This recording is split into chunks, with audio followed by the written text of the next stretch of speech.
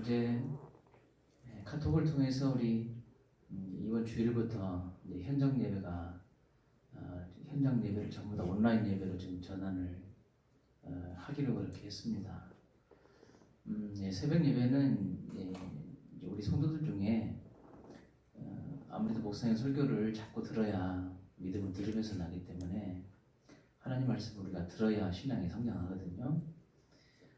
그래도 목사의 설교라는 것은 하나님의 말씀을 우리가 이해하는데 어려움이 좀 있기 때문에 이해하기 쉽게 변환시키는 것이 설교라고 우리가 판단을 했을 때는 목사의 설교를 자주 들어야 자꾸 들어야 하나님 말씀을 바르게 잘 이해하고 신앙생활의 근간이 되기도 합니다. 그래서 새벽 예배의 이런 내용들을 저희들이 성도들에게 접할 수 있는 기회가 있는 분들에게는 계속 제공을 하려고 합니다. 그래서 새벽 예배는 녹화해서 보내든 실시간으로 보내든 우리 성도들에게 제공을 하려고 하고 정부가 2.5배 3단계 이렇게 지금 격상시켰어요. 그래서 현장 예배가 불가능하게 됐습니다. 이런 단계이지만 이제 음원 송출이나 이 녹화를 위해서 최소한 10명 이내, 10명을 넘지 않는 범위에서 이제 예배 녹화를 준비하는 돕는 분들이 이제 10명 이하는 허용이 되어 있어요. 이런 상황입니다. 그래서 새벽 예배는 그대로 개인적으로 진행을 해요. 쭉 둘러보시면 우리가 10명 좀 넘습니다만은 새벽에 온라인으로 가능하신 분들은 새벽에 온라인으로 그렇게 진행을 해주시고 그렇지 않은 분들은 현장에 나오시면 됩니다. 그리고 이번 주 당회에서 저희 온라인 예배로 전환을 하면 온라인 예배를 드릴 수 없는 형편에 있는 성도들이 대략 한 40분 정도가 됩니다. 저희 교회가. 그래서 다른 한 150여 명분의 성도들은 인터넷을 통해서 이제 온라인 예배가 가능하신데 우리 40명의 성도들은 방법이 없어요. 10명 내에 성도들이 예배당에 어떻게 이제 허용이 되는 것인데 수용할 수가 없잖아요. 40명 이상이 되니까. 그래서 저희 당회에서는 저희들이 예배를 드릴 수 없는 그런 형편에 있는 성도들 가정에 우리 장로님들, 집사님들이 파송을 하겠습니다.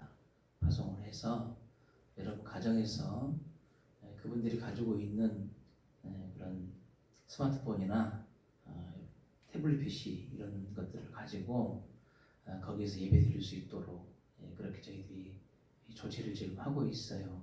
그래서 제가 이것저것 이제 다 분류를 우리 성도들을 40명을 다 확인을 하고 되도록이면 집 가까이에 있는 구역을 중심으로 해서 연결할 수 있는 분들은 저희들이 연결을 했고 도저히 연결이 좀 안 된다. 또 많이 모이다 보면 또 서로 요즘 시대에 불편하잖아요. 그래서 그렇게 모일 숫자가 너무 많다든지 거리가 너무 떨어져 있다든지 이런 경우는 하여튼 그분들이 예배 드릴 수 있도록 주일 예배만이라도 드릴 수 있도록 교회에서 우리 중직자들을 파송을 해서 거기서 예배 드릴 수 있도록 그렇게 조치를 지금 하려고 합니다. 그래서 여러분 너무 걱정하지 마시고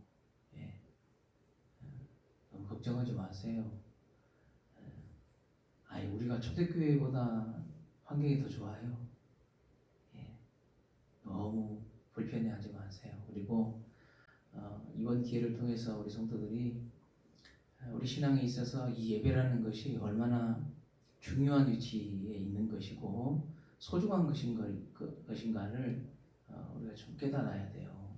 많이 깨닫고 그래서 하루속히 이런 코로나19의 어떤 위험이 안정이 돼서 예배하는데 부족함이 없도록 기도해 주시고 또 협조해 주셔서 지혜롭게 잘 극복했으면 좋겠다 하는 생각이 들어요. 대통령과 그 교계 지도자들이 이번 주에 이제 청와대에서 초청해서 이제 대면을 했습니다. 그래서 저도 청와대에서 대통령과 교계 지도자들이 서로 주고받는 여러 대화들을 인터넷으로 전체를 다 봤어요. 참 분위기 좋더라고요. 참 대통령도 하실 말씀을 따박따박 짚어서 잘 하셨다. 때로는 대통령, 나라의 대표로서 교계 지도자들과 교계를 향해서 실수와 가오에 대해서 정확히 지적을 하셨고, 또 이런 상황에서 교계는 정부나 또 국민들이 교회에 대한 오해하고 있는 부분들에 대해서도 정확하게 또 전달을 하는 아주 되게 전반적으로 참 분위기가 좋았어요. 저는 전체를 지금 다 들여다봤는데, 그런데 방송에 나오는 그런 내용을 보니까 너무 마음이 아프더라고요. 분위기 너무 좋았거든요. 서로 너무 존중하고 서로를 이해하는 좋은 그런 분위기였는데, 방송에서 나오는 것은 뭐 교회가 승리를 했다, 또 정부가 교회를 혼을 냈다, 이렇게 방송에 나와서 그런 분위기는 전혀 아니었는데, 어느 일부분, 어느 어떤 전체적인 회의의 분위기나 내용을 보는 것이 아니라 자기들의 입맛에 맞는 그런 부분만 쏙쏙 뽑아서 대통령이 교회를 질책하는 그 부분만을 쏙 뽑아가지고 꾸지람을 했다, 이렇게 뭐 내용을 낸다든지, 아니면 교계가 국민과 정부에게 바라는 것들만 쏙 뽑아가지고 교회가 이겼다, 정부도 꼼짝 못하더라, 대통령도 아무것도 아니더라, 뭐 이렇게 내는 그런 내용들을 보니까 참 기가 막히다, 이런 생각들도 참 들었어요. 참 이럴 때일수록 우리 성도들이 먼저는 권세는 위로부터 나오지 않은 것이 없기 때문에 정부가 하는 이런 여러 가지 일들에 대해서 우리가 협조하는 것이 하나님께서 기뻐하시는 일이라고 여러분 생각하시고요. 정부가 그릇된 길, 죄악된 길로 넘어갈 경우에는 충분히 우리가 그런 부분에 대해서 지적을 하고 시정할 수 있는 사회적 구조가 잘 되어 있습니다. 우리나라는 공산주의가 아니에요. 기도하고 서로 마음을 모아서 서로 조정하고 협조하면 얼마든지 주님이 원하시는 좋은 세상 만들어갈 수 있습니다. 그런 면에서 우리 하나님을 믿는 성도들은 한쪽으로 치우치지 말고 오직 주님이 기뻐하시는 일이면 힘을 다해서 함께 동참하고, 성경이 말씀하시는, 하나님께서 말씀하시는 것과 상반되는 것이면 기도하고 또 그것을 시정할 수 있는 지혜를 모으고 함께 이 땅의 주인이 하나님이라는 이 귀한 사실을 선포하고 나갔으면 좋겠다, 이런 생각이 들어요. 교회 안에도 한쪽으로 치우친 시각을 갖고 있는 성도들이 의외로 많습니다. 이런 여러 언론들이나 정치적인 그런 입장에 함께 동참하는 분들이 의외로 많이 있어요. 그렇게 하지 마세요. 신앙은 정치가 아니에요. 신앙은 믿음의 길 걸어가는 것이지. 언제 세상이 하나님께서 가르치신 말씀에 두 손들을 환영한 적이 있던가요? 그래도 우리는 여전히 교회 안에서 우리의 생활 속에서 하나님 나라 읽어왔잖아요. 수천 년 동안 이렇게 끌어왔어요. 여러분 위에서 기도 많이 해주시고, 정부에 대해서 전적으로 믿으라는 것은 아니에요. 그러나 협조해 주시고 오히려 수고하고 애쓰는 분들을 위해서 좀 기도해 주시고, 그분들의 수고와 노고, 우리 모두의 노고가 빨리 조속한 진정 국면으로 돌아갈 수 있는 이런 날이 올 수 있도록 여러분 꼭 협조해 주시면 참 좋겠다 하는 생각이 들어요. 현장 예배는 이제 한 10명 정도가 제가 이것저것 그 조사를 구성을 해보니까 이렇게 저렇게도 할 수 없는, 여러분이 핸드폰을 가지고 있어도 우리 성도들 중에 이렇게 인터넷으로 보려면 핸드폰 데이터가 있어야 되잖아요. 어르신들은 인터넷이 돼도 데이터가 많지가 않아요. 기본 요금 되게 싼 요금으로 하다 보니까 인터넷 듣고 있다가 데이터가 다 끝나버려요. 이런 분들이 많이 계세요. 이런 분들, 이런 분들은 저희가 연락을 드릴게요. 그런 분들은 10명 이내의 성도들에게 저희들이 포함해서 그분들만이라도 교회 와서 예배 드릴 수 있도록, 그것은 뭐 공식적인 것은 아닙니다. 뭐 소문낼 만한 것은 아니에요. 온라인 예배합니다. 그러나 우리 성도들 예배해야 하기 때문에 어쩔 수 없는 상황이 있는 그런 성도들에게는 저희들이 그런 조치를 또 방안을 내고 있다 이렇게 생각해 주시고, 간혹 우리가 지난번에 한번 온라인 예배 해보니까 어떤 성도들이 뭐라고 하냐면 교회에서도 몇 명 예배 드리대? 그러면 나도 가서 예배 드려도 된가 봐? 하고 오신 분들이 많이 계세요. 그러면 하나만 합니다. 지금 상황은. 좀 불편하셔도 여러분 가정에서 온라인 예배 드릴 수 있는 분들은 온라인 예배 드리시고, 교회에서 연락해가지고 교회 와서 예배 드리십시오 하는 10명 내에 우리 성도들만 교회에 오셔서 이런 어려움 때도 예배할 수 있도록 그렇게 이 마음을 모아주시면 좋겠다 하는 생각이 듭니다. 오늘 말씀 보면 안식 후 첫날이라는 단어가 나오죠. 지금 예수님의 부활에 대한 그런 내용들에 대한 쭉 기술입니다. 내용이에요. 근데 이 날이 안식 후 첫날이다 그랬습니다.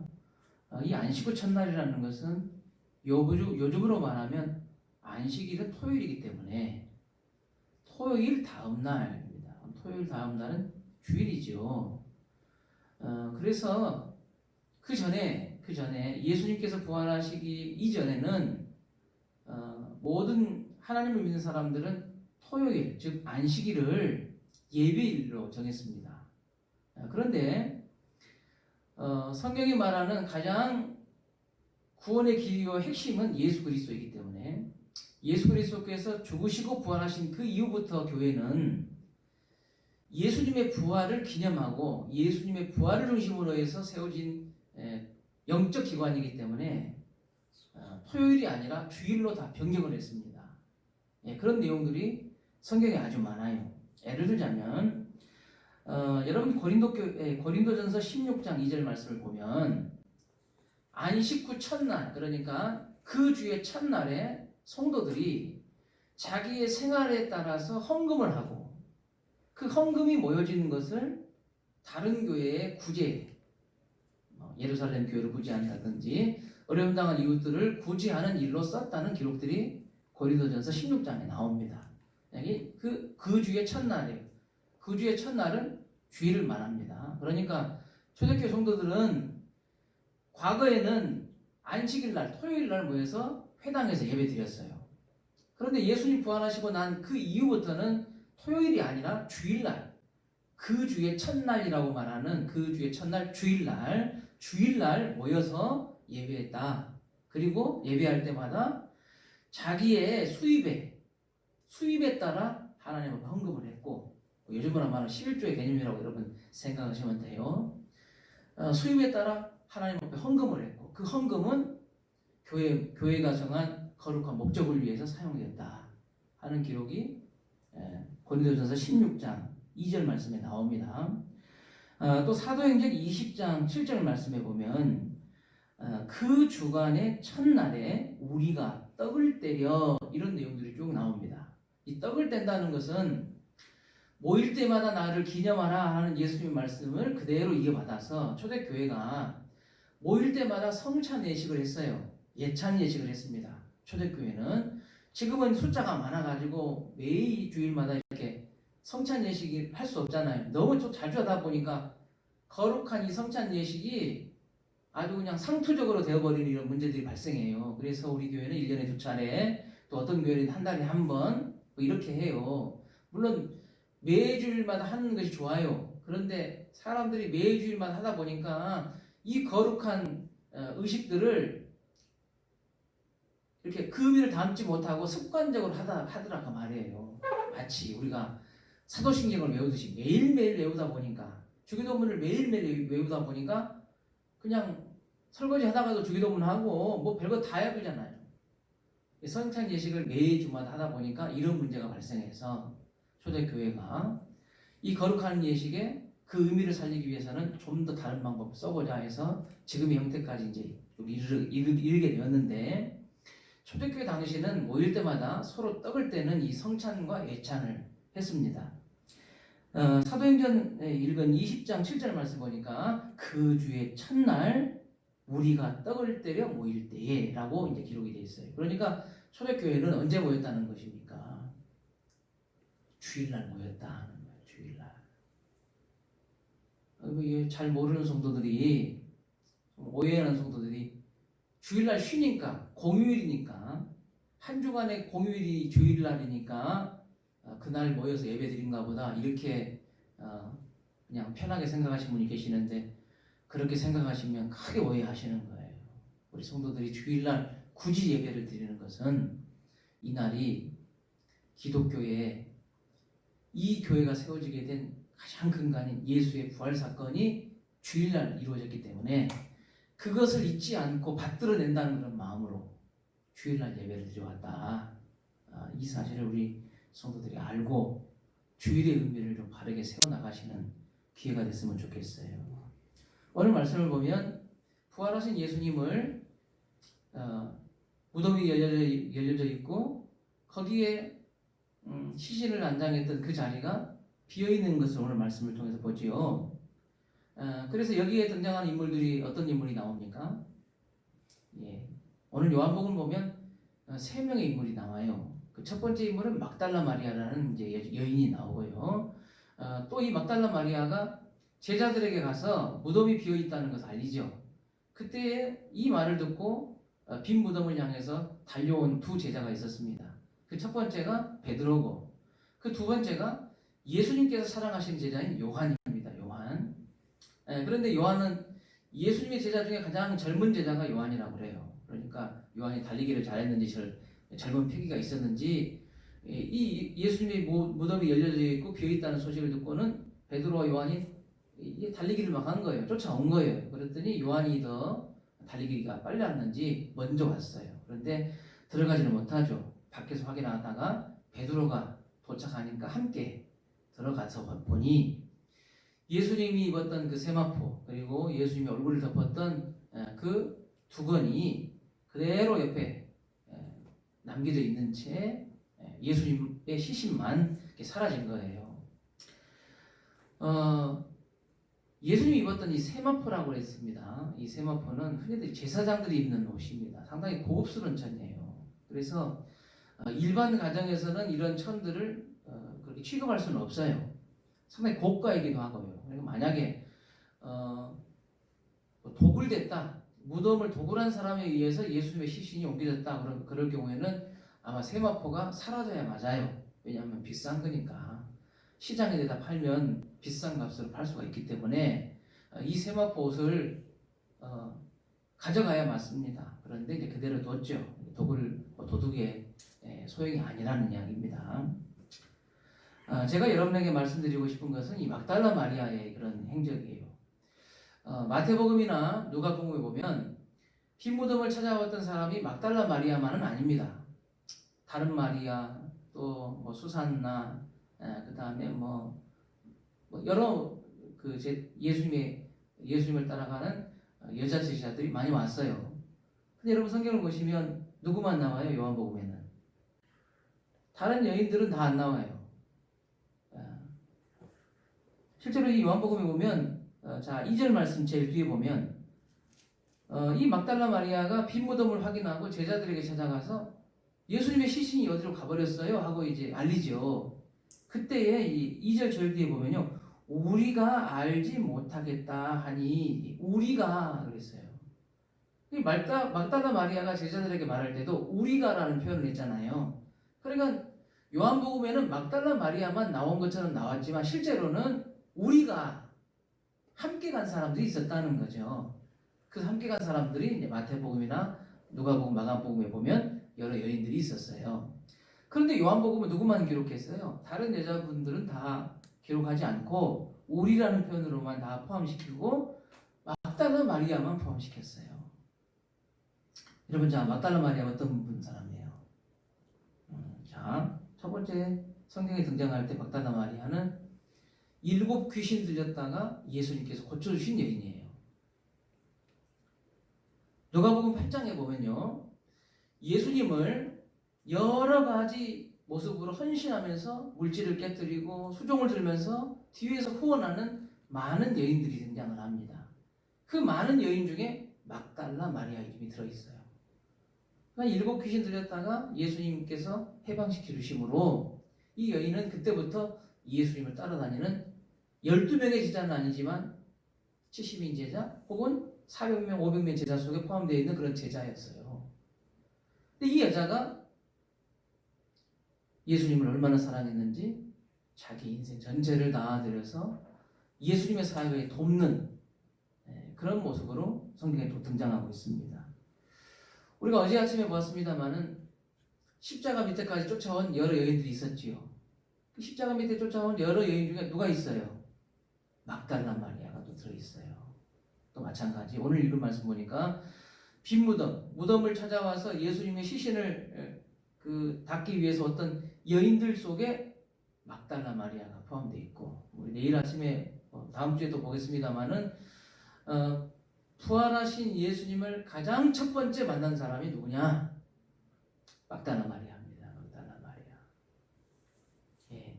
우리 성경에는 66권을 우리가 정경으로 취합니다. 66권을 정경으로 취하는데 공동번역, 이 공동번역, 캐톨릭에서 쓰고 있는 성경에 보면 마리아 복음서라는 외경이 있습니다. 이 마리아 복음서는 막달라 마리아가 쓴 것으로 추정을 하고 있어요. 그러니까 막달라 마리아는 복음서가 지나가고 난 다음에 사도행전, 이제 성경의 성령 역사가 진행되는 과정에서 막달라 마리아라는 여자는 여전히 성경에 그 이름이 등장하고 있지는 않지만 초대교회는 대단히 중요한 예수님의 증인의 한 사람이었다. 그리고 복음을 전하고 예수님의 증인된 이 사실을 실제로 경험하고 목격한 사람으로 활동했던 그런 사람이다 하는 것입니다. 자, 이렇게 그 당시의 여자는 이름도 없고 빛도 없는 그런 사람들이에요. 아무 힘이 없는 그런 사람들로 취급이 됐습니다마는 예수님의 이 거룩한 사역을 가장 가까이에서 온 힘을 다해 쏟아붓는 예수님의 제자요, 추종자요, 후원자로 이 여인들이 등장하고 그 여인의 중심에 막달라 마리아가 있다. 막달라 마리아가 왜 이렇게 했을까요? 남자들도 하지 못한 일을, 넉넉하고 지위 있는 사람이 하지 못할 그 일을 이 막달라 마리아는 귀신 들렸다 하는 것은 하나님과 반대되는 사람 아닙니까? 그러니까 하나님을 사랑하는 사람들의 관점에서 볼 때 막달라 마리아는 자격이 부족해도 한참 부족한 여자입니다. 귀신 들린 여자 아닙니까? 7 귀신 들린 여자예요. 그러니 이런 여자가 무슨 교회 지도자로, 하나님을 믿는 교회 지도자로 서기는 과거를 또 캐고 캐면 거기에 못 들 여자입니다. 그런데도 교회는 이 여자가 얼마나 헌신하고 교회를 세워나갔는가, 그것을 잊지 않고 성경에 기록하고 그의 발자취를 남기고 있다는 거예요. 자, 무엇이 이와 같은 헌신으로 이어졌습니까? 그것은 은혜입니다. 은혜. 그가 받은 은혜입니다.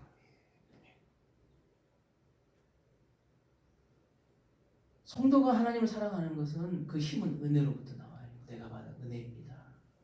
어떤 은혜를 받았느냐 하는 거예요. 은혜가 크면 헌신도 큰 것입니다. 은혜가 많으면 하나님 앞에 쏟아부는 열정도 많은 것이에요. 은혜입니다. 은혜. 우리가 하나님 앞에 직분 맡은 것도 그만큼의 은혜를 받았기 때문에 하나님께서 그 은혜로 직분 주셨다. 틀린 말 아닙니다. 교회 공동체 안에서 안수받아서 교회 공동체의 지도자가 됐다. 그 말은 본인이 그렇게 느끼지 않든 느끼든 하나님은 그에게 은혜를 주신 거예요. 참 우리가 안타까운 것은 하나님께 정말 많은 은혜를 받았는데도 불구하고 그 은혜를 온전히 깨닫지 못하고 헌신하는 사람들이 있습니다. 그 헌신은 오래가지 못합니다. 그 헌신은 부패하게 돼 있어요. 냄새가 나요. 자기 자신을 해야 합니다. 교회 공동체의 근심거리가 될 거예요. 왜? 은혜는 없는데 헌신하니까. 그러나 하나님은 많은 은혜를 주셨는데 자기가 그 은혜를 깨닫지 못하면, 깨닫지 못한 채 많이 헌신하면 결국 은혜는 깨닫지 못하는데 많이 헌신하면 그만큼 몸은 힘들고 마음은 힘들고 서운하고 섭섭하고 마음은 괴로울 뿐이에요. 자기 자신이 힘들고 그로 인해서 또 교회 공동체는 근심에 쌓이게 된다 그 말이죠. 그러니 특별히 교회 안에 중직자들은 하나님께서 내게 주신 은혜가 이 중직만큼 크다는 사실을 깨달아야 돼요.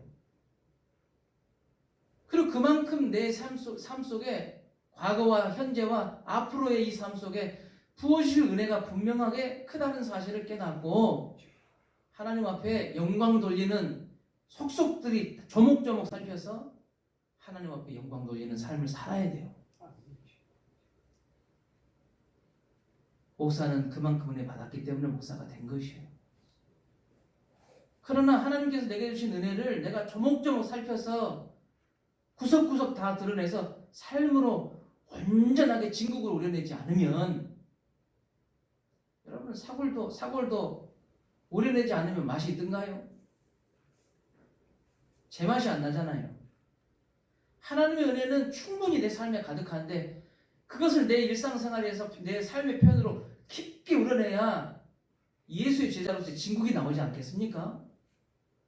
그런데 이미 진국이 나오기도 전에 조금 하다가 나는 다 나왔다 하고 그만두고 다 버려서 쓰레기통에 넣는다면은 여러분 어르신들은 그러잖아요. 저 아까운 것을 이제 좀 국물 좀 날라고 하니까 다 우려냈다고 쓰레기통에 갖다 버리는 그 젊은 사람들 보면서 어른들 하는 말이 저 아까운 것을 이제 진국이 나오려고 하는데 쓰레기다고 버린다 이거예요. 여러분 우리 삶도 그렇지 않나 싶어요. 하나님이 예수의 향기를 쫙 날릴 수 있는 진국 중에 진국인데 자기가 갖고 있는 이 삶의 은혜가 얼마나 크고 농축되어 있는가를 모르고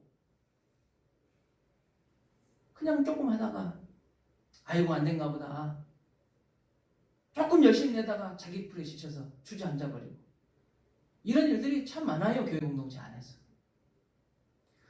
오늘 우리 막다나 마리아의 이 헌신 성경에 등장하는 이 여인의 행적들을 여러분 쏘 보십시오.